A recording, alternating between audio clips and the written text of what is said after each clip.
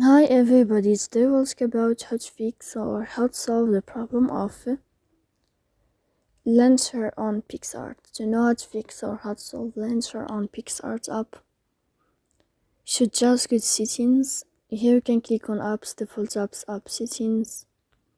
Then you will enter to the window or to the app of Picsart. After that you can click on first app. Here we'll enter to storage.